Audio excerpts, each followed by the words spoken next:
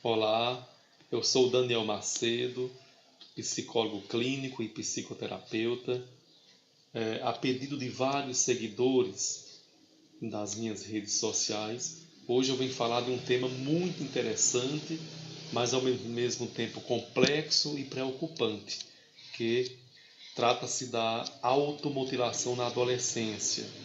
Diga-se de passagem que esse fenômeno tem acontecido em centenas de adolescentes, inclusive na nossa região, e que vem preocupando bastante os profissionais de saúde mental, principalmente psicólogos, psiquiatras e neurologistas. A demanda é muito imensa, e atualmente nós temos visto grandes consequências e causas que levam esse adolescente a se comportar de maneira ainda tão imatura em relação ao seu próprio corpo, em relação à sua estrutura psíquica. A automutilação hoje é um fenômeno que vem abrangendo não só a população do país, do Brasil, mas em todo o mundo. Existe todo um histórico por trás, não é um fenômeno recente, mas que hoje em dia está cada vez mais sendo divulgado pelas redes sociais, pela vasta bibliografia e também pelas linhas de palestras, de formações, enfim.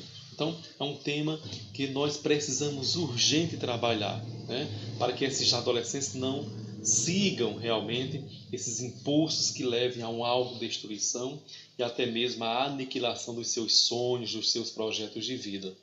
E a automutilação hoje tem trazido para o campo da ciência, principalmente da ciência psicológica, várias linhas de tratamento. Isso é que é importante enfatizar.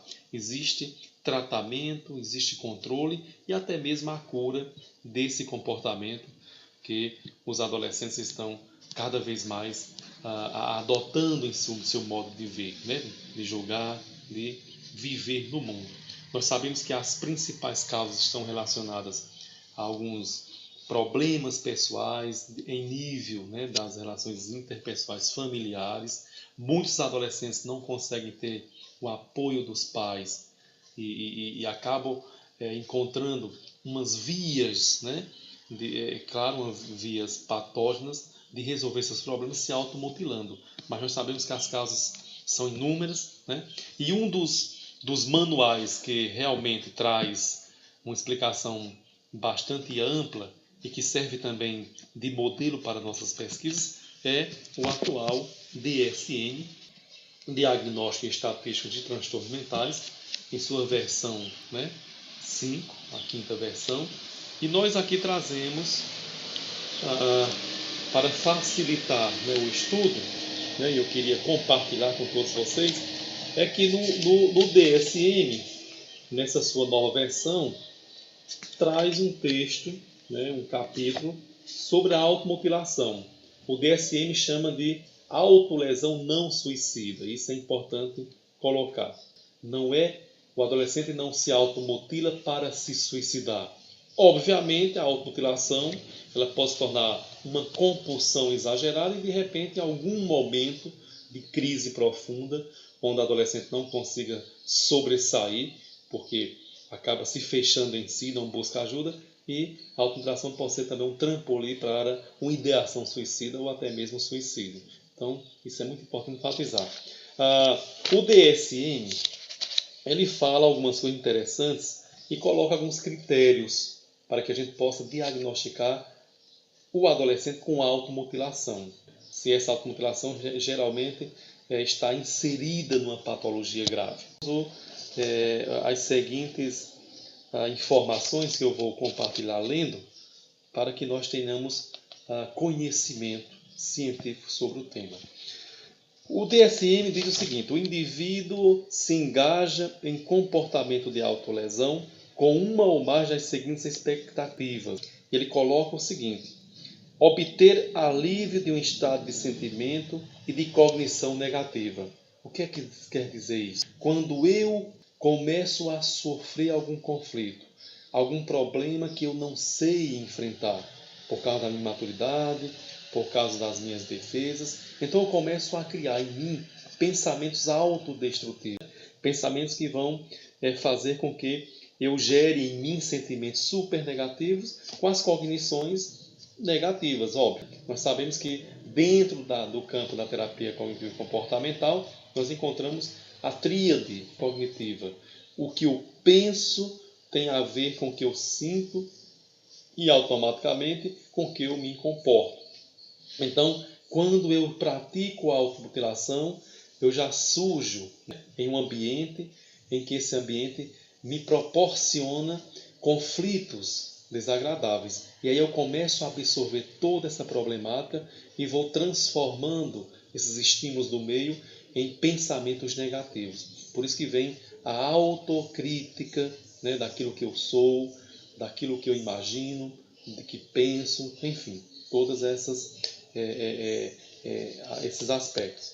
Então, além desse estado de sentimento e cognição negativa, o adolescente acaba encontrando na automutilação uma via para resolver os seus problemas, porque ele não consegue compartilhar. O mundo está tão fechado de sofrimento que às vezes é preciso deslocar esses impulsos, né, de comportamentos autoagressivos para o próprio corpo.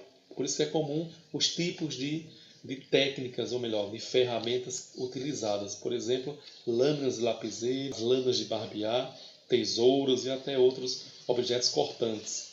O DSM também traz o seguinte, uma informação muito interessante. Diz o seguinte: a autolesão intencional está associada a pelo menos um dos seguintes fatores: dificuldades interpessoais ou sentimentos ou pensamentos negativos, tais como depressão, ansiedade, tensão, raiva, angústia generalizada ou autocrítica, ocorrendo no período imediatamente anterior ao de autolesão. Ou seja, vários e talvez a maioria dos adolescentes que se automutilam necessitam urgentemente de intervenção psicoterapêutica, porque nesta maioria de adolescentes pode acontecer que já haja instalado um transtorno mental, principalmente a ansiedade e a depressão.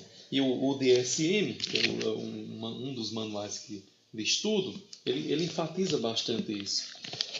Outra informação importante que nós devemos considerar no estudo da lesão não suicida ou automutilação seria que o comportamento, né, de autolesão não é socialmente aprovado. Óbvio, porque geralmente existe uma cultura por trás, uma cultura que incentiva ou que também reprova. Então, isso é interessante colocar. Comportamento ou suas consequências causam sofrimento clinicamente significativos ou interferência no funcionamento interpessoal, acadêmico ou em outras áreas importantes do seu funcionamento. Ou seja, a automutilação não somente atinge essa parte intrapsíquica, mas acaba gerando danos nas suas relações pessoais com os outros.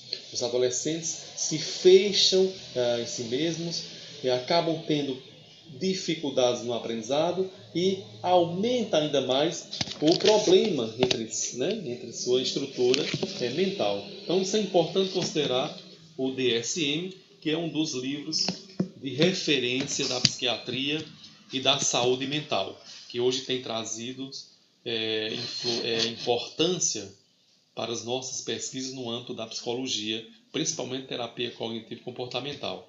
Mas, além dessas informações, o que fica como orientação fundamental para o enfrentamento do problema da automutilação é que os pais devem conversar mais, os pais devem dialogar, devem monitorar e supervisionar seus filhos para que as suas emoções sejam compartilhadas num ambiente acolhedor, de escuta. Muitos casos de adolescentes que estão se automutilando é porque não conseguem encontrar na família um suporte básico de contimento das suas emoções, de facilidade de laços socioafetivos, de carinho, de amor.